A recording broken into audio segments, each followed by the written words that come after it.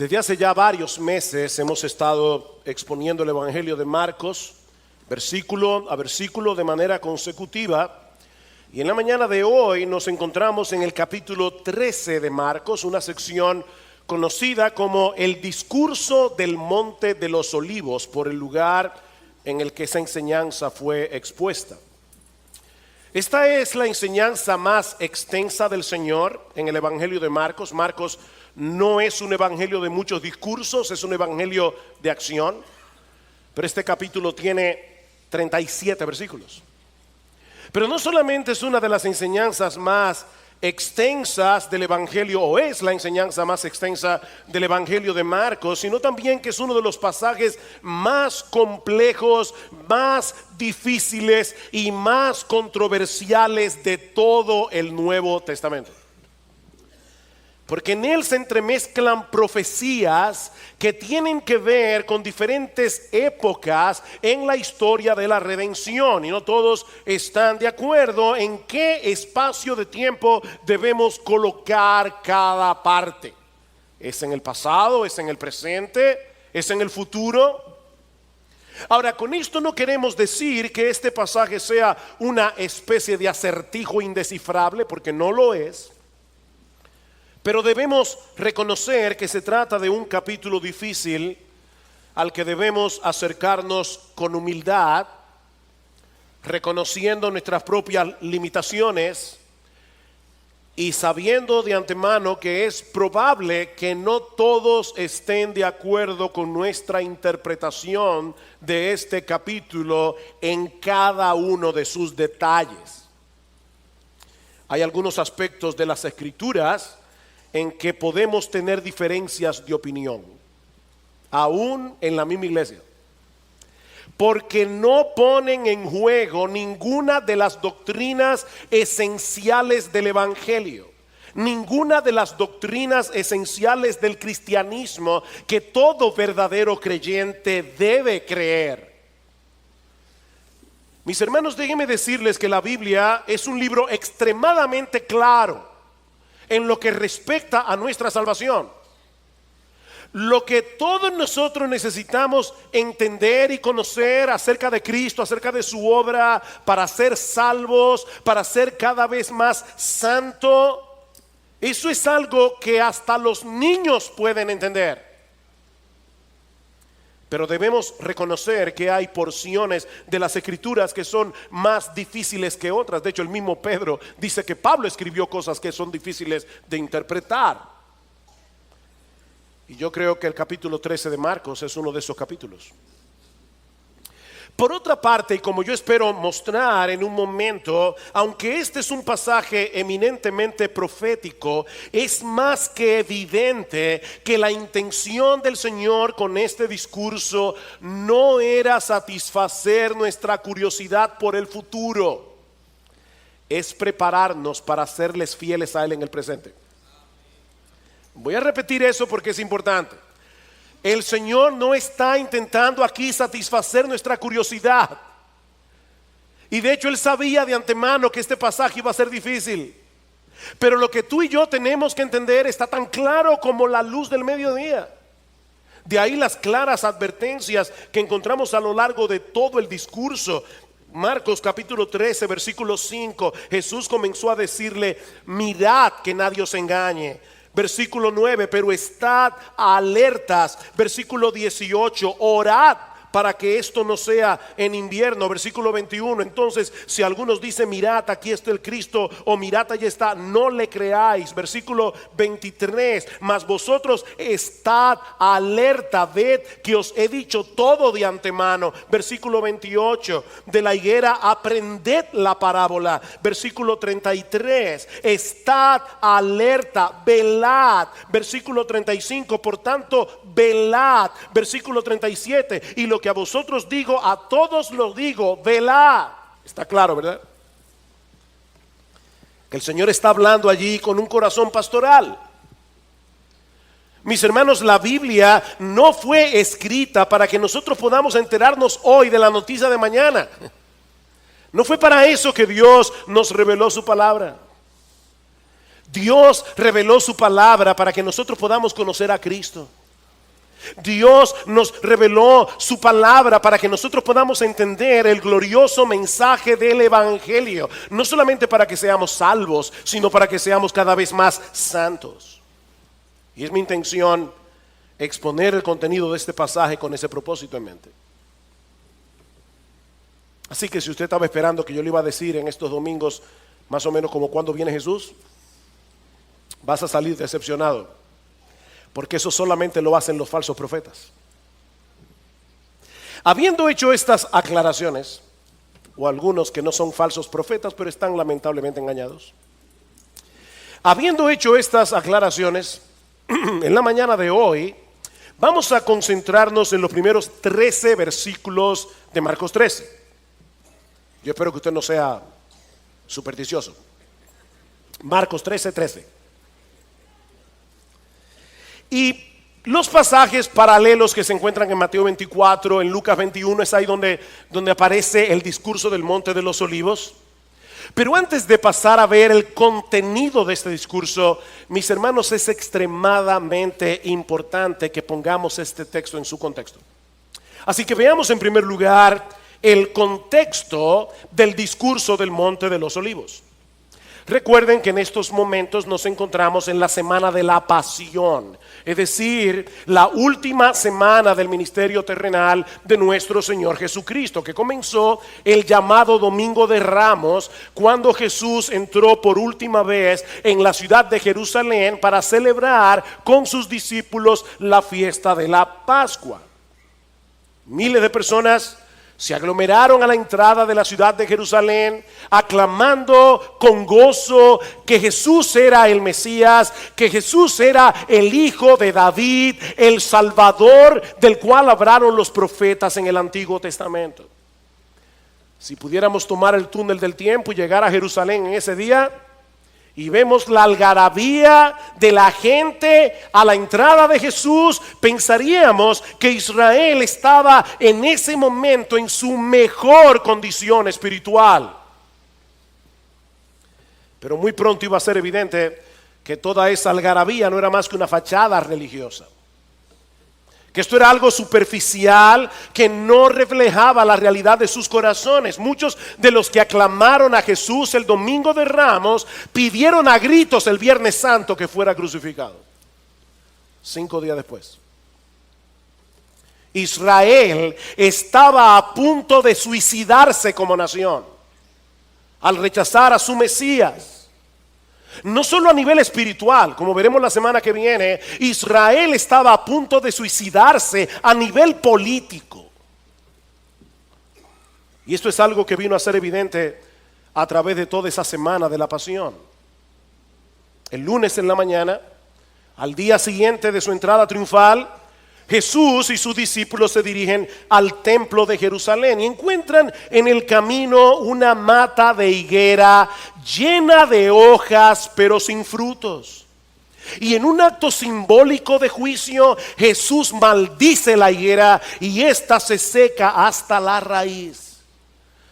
Como decíamos hace unas semanas atrás, cuando nos tocó predicar de ese pasaje, Israel es representado en el Antiguo Testamento por una mata de higuera. Así que la maldición de esta higuera era un presagio de lo que estaba a punto de suceder con la nación de Israel. Luego de este incidente, el Señor llega al templo. ¿Y qué se encuentra allí? Que habían convertido el templo en un mercado. Y Cristo saca a fuetazo limpio a los mercaderes, a los cambistas, mientras acusa a los sacerdotes de haber convertido la casa de Dios en una cueva de ladrones. Y tal parece que esa fue la gota que derramó el vaso. Porque el martes en la mañana Jesús fue confrontado en el templo por los líderes religiosos de Israel, con una serie de preguntas capciosas, tratando de incriminarlo con sus propias palabras y acusarlo de blasfemia. Pero ya ustedes saben lo que pasó. Una y otra vez quedaban enredados en su propia trampa. Nadie puede con Jesús. Es entonces cuando el Señor les cuenta una historia en forma de parábola en el capítulo 12 de Marcos. Y para los que saben contar, el capítulo 12 está antes del capítulo 13. Así que Jesús está preparando a la audiencia, preparando a sus discípulos para lo que Él va a enseñar en el capítulo 13. Y esta historia en parábola es acerca de un hombre que había plantado una viña y se la había arrendado a unos labradores. Recuerden, Cristo está hablando aquí con los escribas y los fariseos. Dice, había un hombre que tenía una viña y se la arrendó a unos labradores. Pero cuando llegó el tiempo de la vendimia y el dueño de la viña envía a algunos de sus siervos a buscar la parte de los frutos que le corresponde, dice que estos labradores malvados afrentan y golpean a sus siervos, llegando a matar incluso a algunos de ellos. Pero en vez de arremeter contra estos labradores perversos y darles lo que merecían, dice Jesús, escuchen bien, el dueño decide enviarle lo más preciado que tenía, a su propio hijo, al amado de su corazón. Pero aquellos labradores, en vez de respetar al hijo, se dijeron entre sí, este es el heredero, venid, matémosle, lo que va a suceder el viernes en la mañana, matémosle y la heredad será nuestra. Y echándole mano lo mataron y lo arrojaron fuera de la viña, porque Jesús murió fuera de Jerusalén.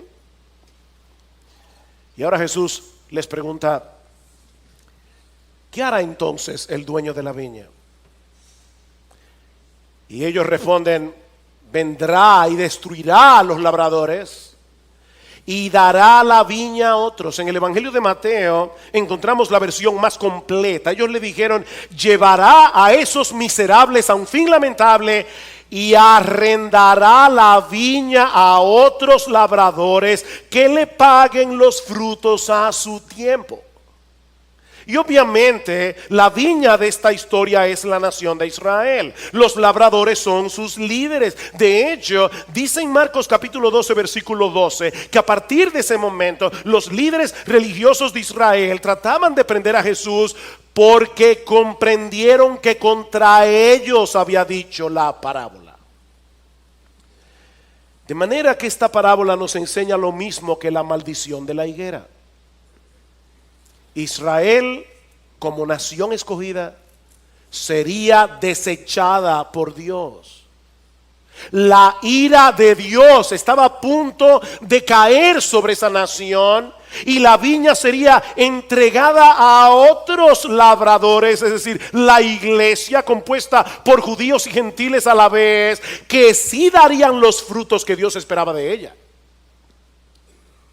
Más adelante en ese mismo día, el Señor Jesucristo pronuncia unas palabras bien duras contra los escribas y fariseos que se recogen en Mateo capítulo 23, inmediatamente antes del discurso del Monte de los Olivos.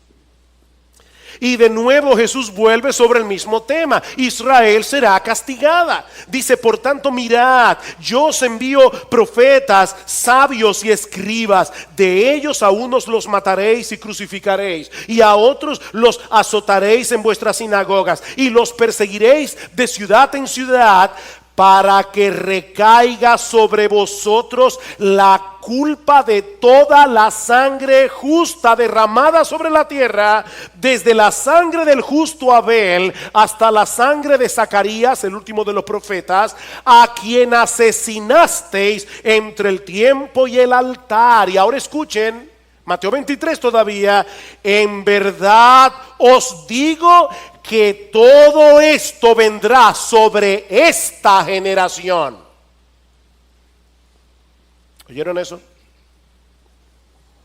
Una generación, según el Antiguo Testamento, tiene aproximadamente una duración de 40 años. Estamos en el año 33.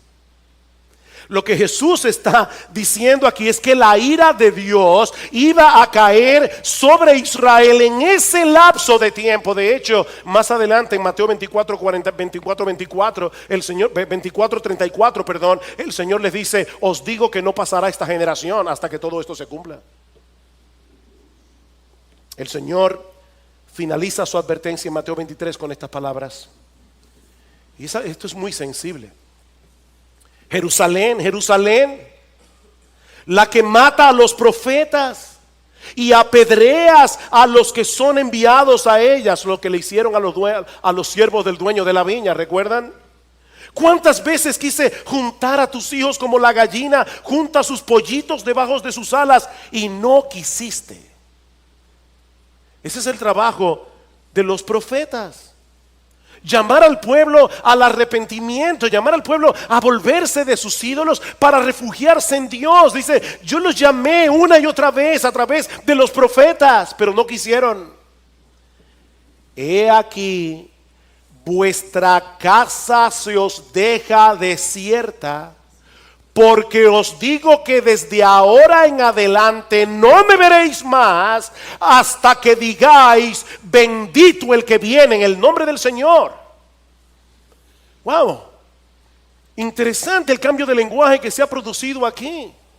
Mis hermanos, Jerusalén era la ciudad de Dios porque allí se encontraba la casa de Dios, el templo. ¿Ustedes recuerdan la palabra de Jesús cuando purificó el templo el día anterior?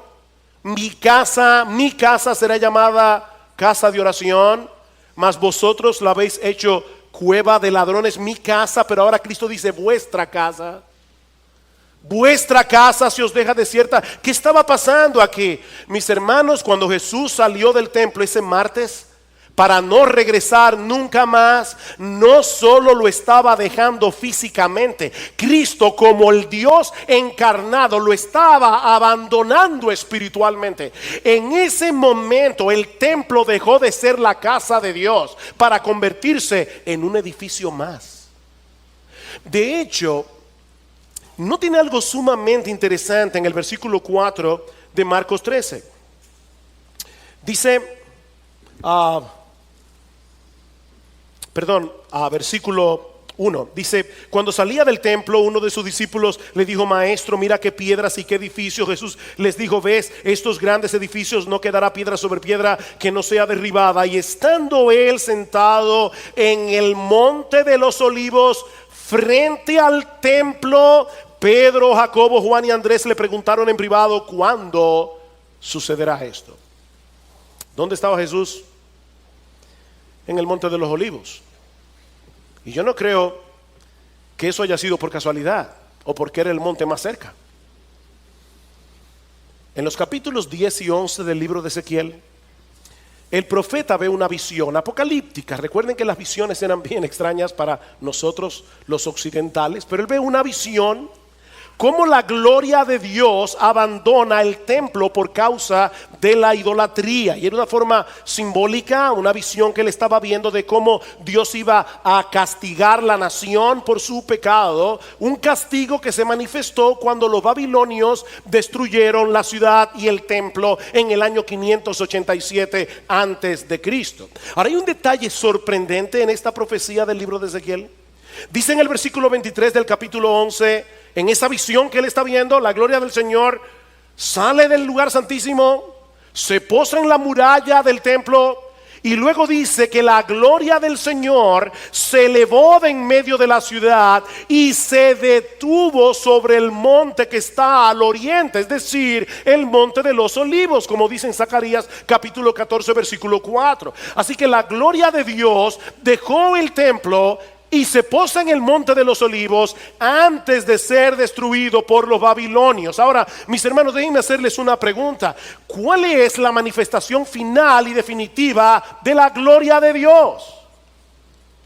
Hablando acerca de la encarnación de Jesús, dice en Juan capítulo 1 versículo 14, y el verbo se hizo carne y vimos su gloria, gloria como del unigénito del Padre, lleno de gracia y de verdad. Jesús es la encarnación de la gloria de Dios. Por eso es que más adelante Él va a decir, ustedes verán al Hijo de Dios viniendo con las nubes del cielo. ¿Qué se manifestaba con las nubes del cielo en el Antiguo Testamento? La gloria de Dios. Así que en ese día de la semana de la pasión, la gloria de Dios en Jesús estaba abandonando el templo para irse a sentar en el monte de los olivos. Ahora entendemos mejor las palabras de Jesús en Mateo 23. He aquí, vuestra casa se os deja desierta. ¿Por qué? Porque os digo que desde ahora en adelante no me veréis más. ¿Ven el punto? Vuestra casa es desolada, es la misma palabra que se usa en griego aquí. Vuestra casa será desolada porque ustedes no me verán más hasta que digáis, bendito el que viene en el nombre del Señor. Pero yo le voy a hacer una pregunta, ¿esas palabras no le suenan familiares? Bendito el que viene en el nombre del Señor. Eso fue lo que los judíos dijeron cuando Jesús entró en Jerusalén, el domingo de Ramos. Y ahora Jesús está diciendo, sí, ustedes me aclamaron a mí ese domingo diciendo, bendito el que viene en el nombre del Señor, hosana en las alturas. Pero todo eso era de la boca para afuera. Lo que Jesús está diciendo aquí es, Dios los está abandonando porque no me reconocieron a mí como el Mesías. Todo lo que ustedes dijeron de mí durante mi entrada triunfal no era más que una fachada. Por eso me voy del templo para no regresar nunca más. Vuestra casa será desolada porque la gloria de Dios, que soy yo, ya no estará allí. Por eso es que alguien decía, con Jesús no hay alternativa. O Jesús era un loco, o era un farsante, o era Dios. Como dice el C.S. Lewis, no me salgas con esa condescendencia hacia Jesús diciendo que era un gran hombre. No, si Jesús no era Dios, Él no era un gran hombre. Si Jesús no era Dios, era un megalómano, o estaba loco. Pero Él era Dios. Dios de Dios, luz de luz, Dios verdadero del Dios verdadero. Mis hermanos, fue la gloria de Dios encarnada la que abandonó el templo ese día. Dios estaba repudiando a Israel y a la ciudad santa para que no fueran su casa nunca más. Como bien señala Sam Storms, la destrucción física del templo no era otra cosa que la consumación externa del repudio espiritual de parte de Dios. Ese es el trasfondo del discurso del Monte de los Olivos. Y si no entendemos eso, no vamos a entender el discurso. Eso nos lleva a nuestro segundo encabezado, la profecía sobre la destrucción del templo. Tal parece que las palabras de Jesús dejaron en shock a los discípulos. ¿Que la ciudad de Jerusalén será destruida? ¿Qué va a pasar entonces con el templo? De ahí probablemente el comentario del versículo 1 dice, cuando salía del templo, uno de sus discípulos le dijo, maestro, mira qué piedras y qué edificios, como diciendo, ¿de verdad tú estás diciendo que eso será destruido? Ahora, para entender el asombro de los discípulos, necesitamos conocer algunas cosas acerca del templo y lo que ese edificio significaba para los judíos. El templo original fue construido por Salomón, como muchos de ustedes saben, el hijo de David, en el siglo X antes de Cristo. Pero tal como dijimos hace un momento, fue destruido por los babilonios en el 587, por lo que el templo tuvo que ser reconstruido en el año 516 antes de Cristo, cuando los israelitas volvieron del exilio babilónico. Pero ese nuevo templo no era ni sombra del anterior. Así que muchos años más tarde, en el 19 antes de Cristo, Herodes el Grande, no lo confundan con el Herodes de los días de Jesús, ese era hijo de Herodes. Este es Herodes el Grande. Herodes el Grande decidió comenzar una remodelación masiva del templo. Herodes era reconocido por sus proyectos de construcción monumentales, pero ninguna de sus obras se compara con el templo de Jerusalén. Todos dicen que el templo llegó a convertirse en uno de los edificios sagrados más esplendorosos del mundo. El historiador judío Flavio Josefo lo describe de esta manera: la parte exterior del edificio tenía todo aquello que pudiese producir asombro al alma y a los ojos, al estar cubierto por todos lados con gruesas planchas de oro Apenas salía el sol, el templo empezaba a irradiar un resplandor tan intenso que los que se esforzaban en mirarlo se veían obligados a desviar sus ojos como si se tratase de rayos solares. A los extranjeros que se aproximaban les parecía desde lejos como una montaña revestida con un manto de nieve, debido a que todo lo que no estaba cubierto de oro era de un blanco purísimo. Para que ustedes tengan una idea, todo el complejo del templo cubría 35 acres de terreno. Es decir, que adentro del terreno cabían 12 canchas de fútbol, para que ustedes puedan tener una idea de lo que era el templo de Jerusalén. Se calcula aún al día de hoy que algunas de sus piedras, de las piedras que se emplearon para su construcción, pesaban 1.000.000 de libras. De hecho, algunas de las columnas que soportaban el pórtico eran tan anchas que apenas podían ser abarcadas por 3 hombres tocándose con la punta de los dedos. Apenas podían abarcarla. De manera que para los judíos era impensable que un edificio como ese pudiera ser destruido. Eso era imposible. Recuerden, hermanos, estamos en el siglo I, no hay tanques de guerra, no hay bombas. Aparte de que era la casa de Dios. Ellos pensaban, ese edificio es intocable. Ese edificio es la casa de Dios. Imagínense ahora cuando Jesús les dice, versículo 2, ¿ves estos grandes edificios? No quedará piedra sobre piedra que no sea derribada. Y no olviden que el Señor está diciendo, y ustedes lo verán, porque todo esto va a suceder durante esta generación. Ustedes lo verán. Era un shock total. La semana que viene nosotros vamos a hablar más ampliamente acerca del cumplimiento de esta profecía cuando estudiemos los versículos 14 al 23.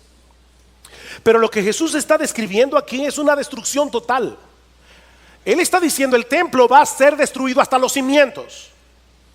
No quedará piedra sobre piedra. Y no solo el templo será destruido, toda la ciudad de Jerusalén será destruida. Ese será el clímax de la ira de Dios sobre esta nación por haber desechado a su Mesías. Por eso les decía hace un momento, Israel estaba a punto de suicidarse como nación. En Lucas, el pasaje paralelo, lo describe de esta manera. Recuerden la pregunta de los discípulos, ¿cuándo va a suceder esto? En Lucas 21 el Señor les dice, cuando veáis a Jerusalén rodeada de ejércitos, sabed entonces que su desolación está cerca. Es la misma palabra de Mateo 23:38 cuando dice vuestra casa se os deja desierta. Ahora está diciendo cuando veáis a Jerusalén rodeada de ejércitos, sabed que la destrucción está cerca. Por eso los que estén en Judea huyan a los montes. ¿Saben que los historiadores se extrañan? Porque eso lo vamos a ver más ampliamente la semana que viene. Estoy aquí tratando de no meterme más allá, pero es difícil aguantar la tentación. ¿Saben que los historiadores se extrañan porque muchos judíos, casi la población entera fue arrasada por Tito, por los romanos en el año 70, pero muy pocos cristianos murieron, muy pocos? ¿Saben por qué? Porque ellos tomaron en serio las palabras de Jesús. Y cuando ellos vieron el ejército de Vespasiano, comandado por Tito su hijo, ellos no le hicieron caso a los que decían, no se preocupen que ya Cristo viene, ya la salvación está cerca, no se vayan de Jerusalén, nosotros vamos a resistir como hombres. Dijo, no, nuestro Señor nos dijo que huyamos a los montes. Y se salvaron. La mayoría de los cristianos huyan a los montes, y los que estén en medio de la ciudad, aléjense, y los que estén en los campos, no entren en la ciudad, porque estos son días de venganza, para que se cumplan todas las cosas que están escritas Ay de las que estén encintas y de las que estén criando en aquellos días, porque habrá una gran calamidad sobre la tierra e ira sobre este pueblo. Y caerán a filo de espada y serán llevados cautivos a todas las naciones, y Jerusalén será hollada por los gentiles hasta que los tiempos de los gentiles se cumplan. Esa profecía se cumplió tan literalmente que hasta Sosúa llegaron los judíos. Serán llevados cautivos a todas las naciones.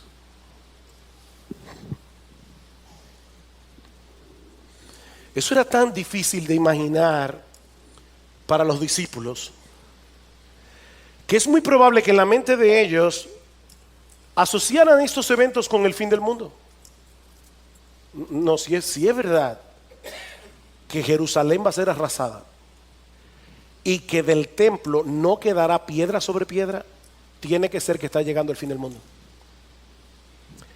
De ahí la pregunta de los discípulos. Dice en Marcos capítulo 13, versículo 3.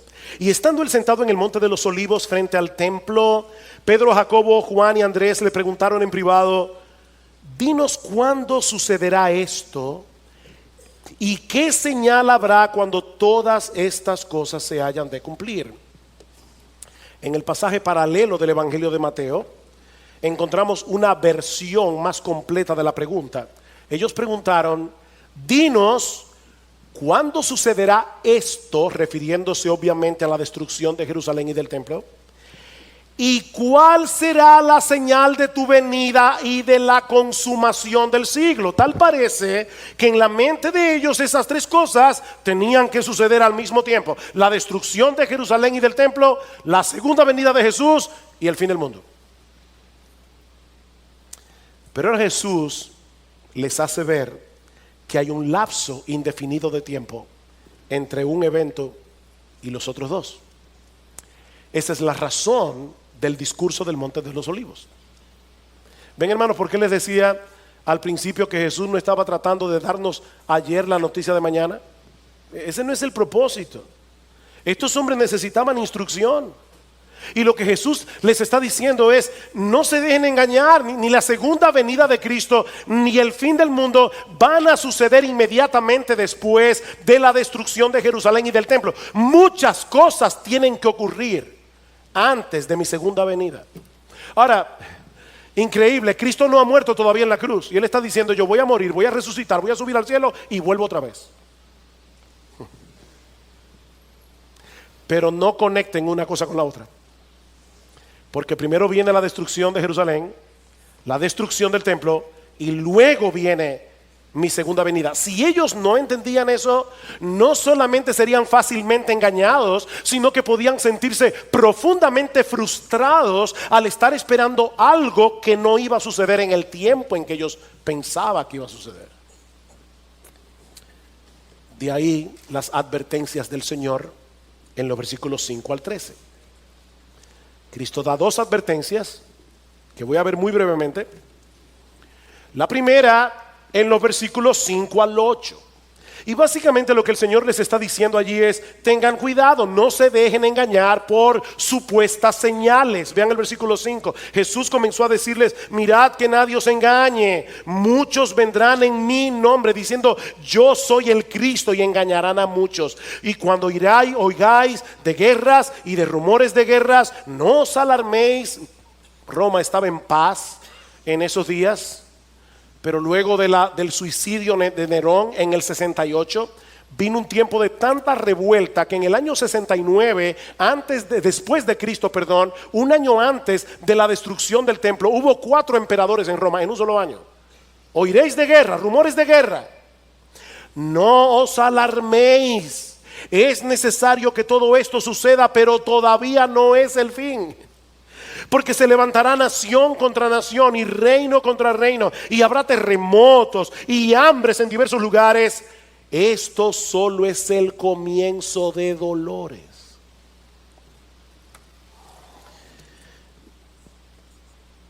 La enseñanza de Jesús es tan clara en este pasaje que no deja de ser increíble que a lo largo de los siglos tantas personas hayan sido engañadas creyendo que ciertos eventos son señales del fin cuando no lo son. Yo no sé cuántas veces las personas pensaron, no, ya esto es el fin. Yo me imagino que cuando Napoleón comenzó a conquistar Europa, muchos pensaron en el siglo XIX, ya esto se acabó. Napoleón está muerto y enterrado. Primera Guerra Mundial, eso fue horrible.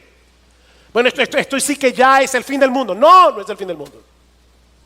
Van a oír de guerra, rumores de guerra, reino contra reino, nación contra nación. Que esos no son señales del fin, dice Jesús.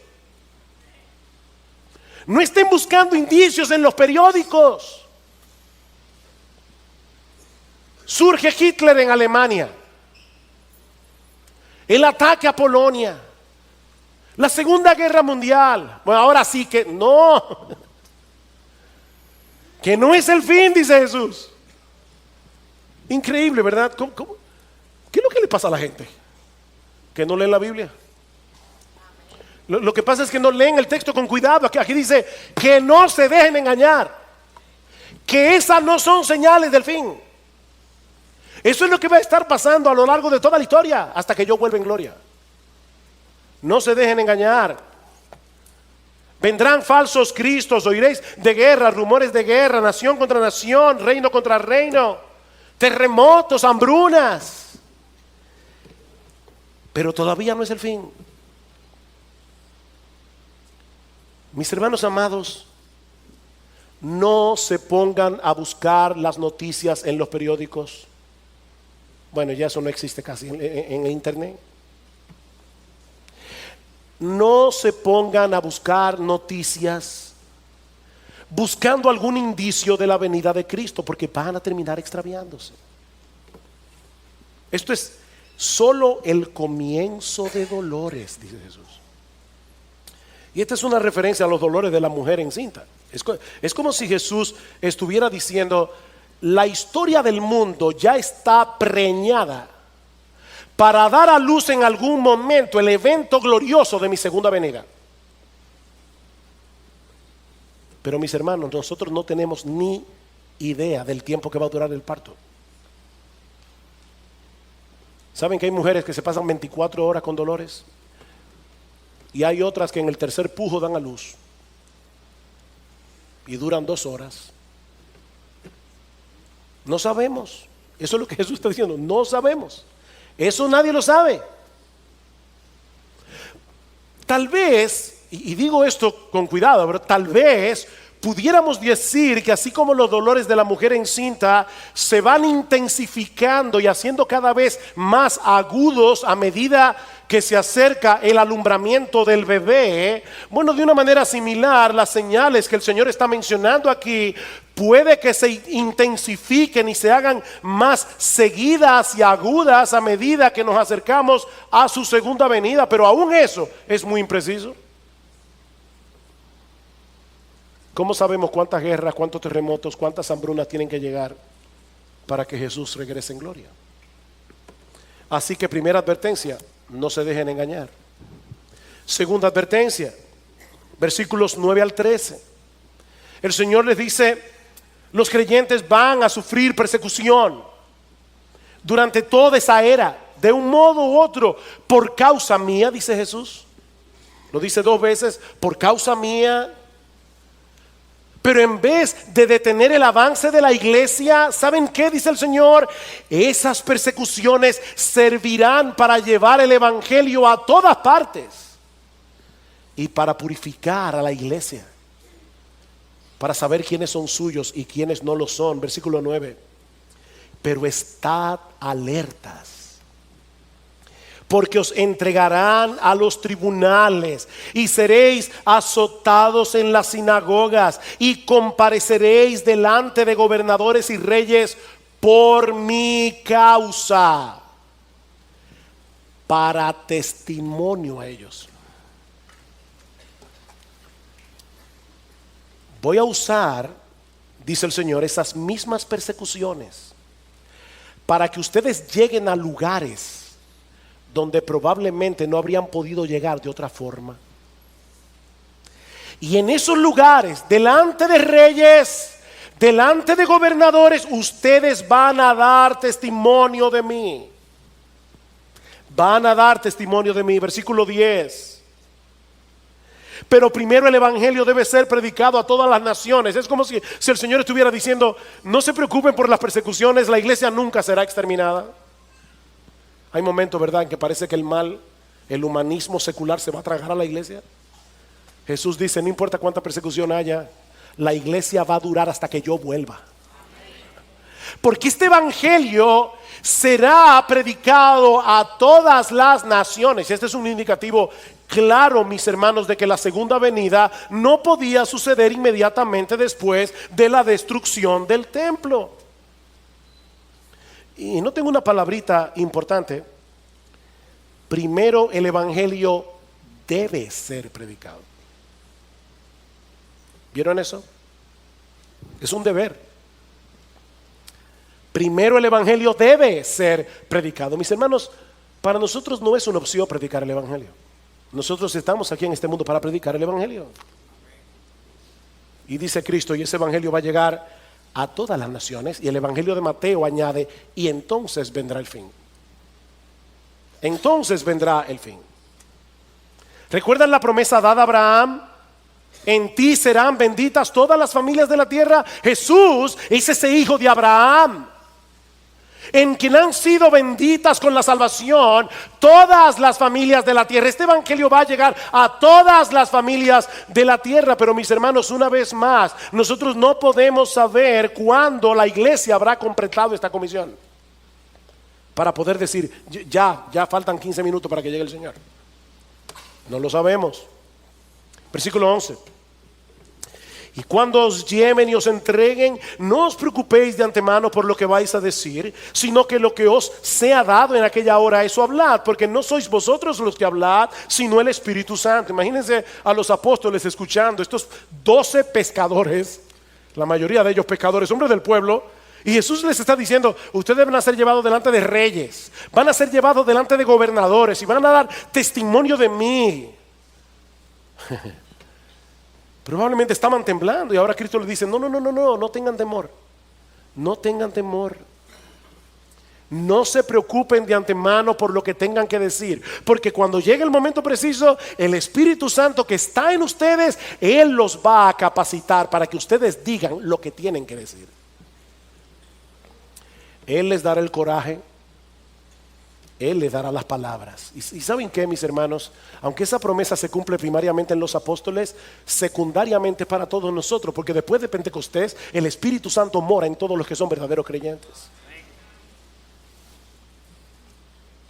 Yo no sé a cuántos de ustedes les ha pasado, pero hay momentos en que uno conoce a cierta persona que, ya sea por su posición o por lo que sea,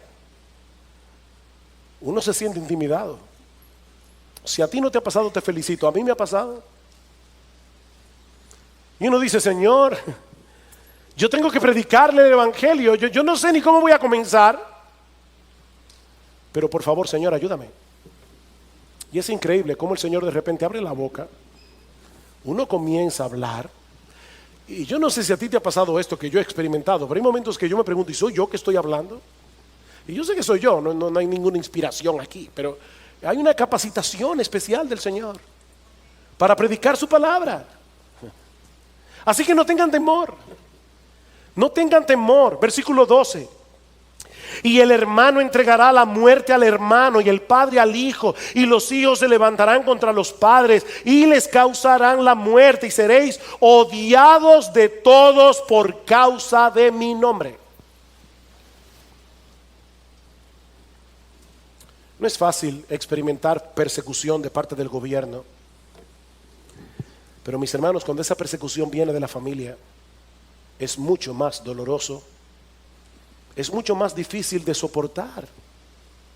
Pero mis hermanos, eso es lo que millones de creyentes han tenido que sufrir a lo largo de la historia. En lugares islámicos hay padres que han entregado a muerte a sus propios hijos por haberse convertido al cristianismo. Yo conocí a un joven médico de Arabia Saudita y él nos contaba su historia. ¡Wow! ¿Cuánto sufrió ese muchacho? De mano de su propia familia por haberse convertido al Señor. Y noten que Jesús no está hablando aquí de un simple rechazo de parte de los miembros de la familia. No, es mucho más que eso. Jesús está diciendo aquí que el aborrecimiento del mundo hacia Él es tan profundo que por causa de nuestra identificación con Él, dice, seréis aborrecidos de todo por causa mía.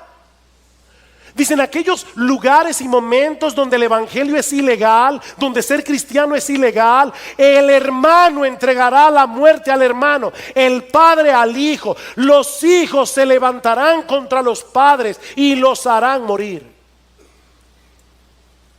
Wow. Siempre se ha dicho, ¿verdad?, que la sangre pesa más que el agua, refiriéndose a la inclinación natural que sentimos hacia los miembros de nuestra propia familia, sobre todo la familia inmediata. Pero Jesús nos está diciendo en este texto que el aborrecimiento que el mundo siente hacia Él puede llegar a quebrantar esos lazos de amor y convertirse en rechazo y aborrecimiento, simplemente porque somos cristianos. Y es importante que subraye esto, porque una persona puede ser aborrecida porque es un imprudente. Yo cometí muchas imprudencias, sobre todo cuando estaba acabado de convertir. Me acuerdo predicándole a mi mamá de una manera tal, recién convertido, que mi mamá me dijo, si tú sigues hablándome de esa manera te voy a dar una galleta. Y para aquellos que no saben lo que es una galleta, porque lo están viendo por internet y están en otros países, no es una galletica de chocolate, es una bofetada. Ahora saben que yo me lo gané. Yo no siempre he sido prudente predicando el evangelio.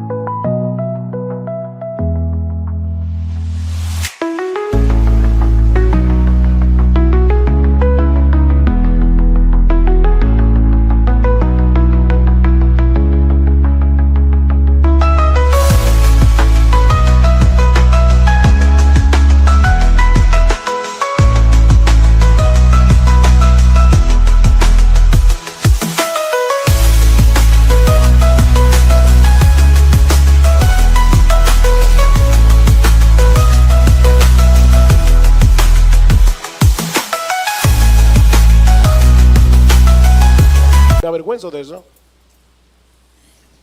Pero por más prudente que tú seas, vas a ser rechazado. Mi hermano, tú sigues a un Salvador que fue crucificado. Tú sigues a un Salvador que fue clavado en una cruz.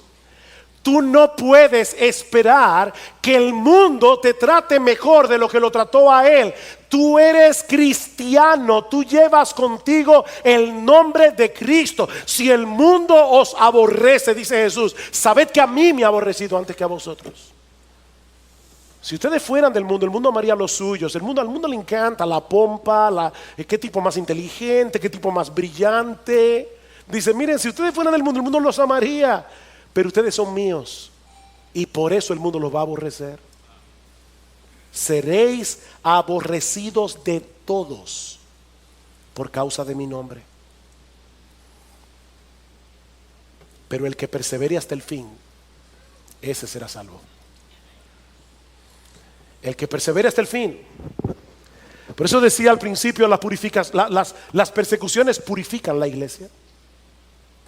Porque sirven para separar a los verdaderos creyentes de lo que no lo son. Dice Cristo, el reino de los cielos se hace fuerte y solo los violentos lo arrebatan. El cristianismo no es para blandengues, no lo es. El cristianismo no es para gente cobarde. Cristo dice, van a tener que enfrentar persecución. De hecho, En la parábola del sembrador, en Lucas capítulo 8, versículo 13, Cristo mismo dice, hay personas que creen por algún tiempo, pero en el tiempo de la prueba se apartan, no lo aguantan. Ahora, la enseñanza de este texto no es que un verdadero creyente puede perder su salvación si no persevera hasta el fin. No, no, no. Lo que Jesús nos está enseñando aquí es que los verdaderos creyentes son aquellos que perseveran hasta el fin, aún en medio de las persecuciones. Esos son los que de verdad creyeron, aún en medio de las circunstancias difíciles de la vida.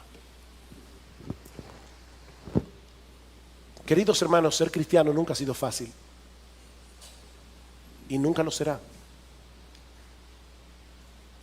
Ser cristiano nunca ha sido fácil y nunca lo será. Cristo no era de estos predicadores populares que hay en el día de hoy. Ven a Cristo y todos tus problemas se van a solucionar. No, no, no, yo te estoy diciendo en esta mañana, ven a Cristo y probablemente vas a tener más problemas.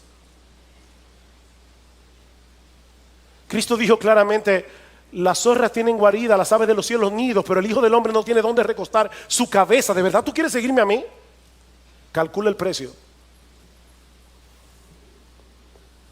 Pero ¿saben qué? No hay razón para que los cristianos nos sintamos avergonzados o intimidados por el mundo, porque estamos del lado de aquel que venció la muerte en la cruz del Calvario.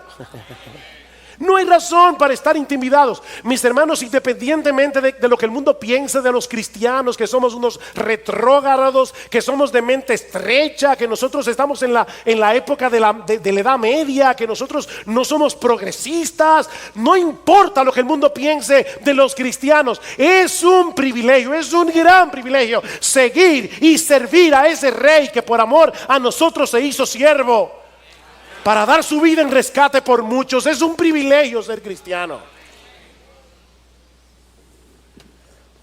Porque ese que murió en debilidad ahora reina con poder a la diestra del Padre. Y dice Pablo en Efesios 1:11, 1:21, sobre todo principado y autoridad y poder y señorío. Él es el soberano de los reyes de la tierra, dice el apóstol Juan en Apocalipsis capítulo 1, versículo 5.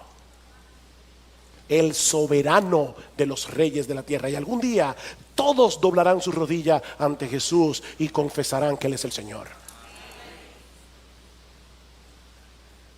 Miren, mis hermanos, si hay algo que nosotros aprendemos de este pasaje, le decía a mi esposa ayer, estoy peleando con el texto porque hay tantas cosas que tengo que decir y no las puedo decir en una sola hora. Pero si hay algo que nosotros aprendemos de la porción que vimos en el día de hoy, es que este mundo no se está moviendo a tontas y a locas. No, no, no, mis hermanos. Nuestro Dios está llevando a cabo el plan de redención que Él decretó desde antes de la fundación del mundo. Un plan de salvación que gira en torno a la persona y a la obra de Jesús. Y nada ni nadie podrá impedir que Él haga lo que Él ha diseñado hacer, lo que Él ha determinado hacer. Es por eso que Jesús anunció de antemano su muerte y su resurrección. Él dijo de antemano, yo vine a morir. Jesús anunció de antemano la destrucción de Jerusalén y del templo en un lapso de tiempo de 40 años, porque Él es el soberano de la historia. Jesús anunció de antemano que los judíos serían esparcidos por todo el planeta Tierra por haberlos rechazado a Él. Jesús anunció que Él iba a edificar a su iglesia. Jesús anunció que la iglesia iba a prevalecer hasta la segunda venida a pesar de las persecuciones, que las puertas del Hades no prevalecerían contra la iglesia. Jesús anunció de antemano que su evangelio sería predicado a todas las naciones. Jesús anunció que Él regresará en gloria por segunda vez desde los cielos cuando todo se haya cumplido. Él es el Señor de la historia. Él es Rey de reyes. Él es Señor de señores. Y algún día todos aquellos que se han rendido ante su soberanía y han venido a Él en arrepentimiento y fe, reinaremos juntamente con Él.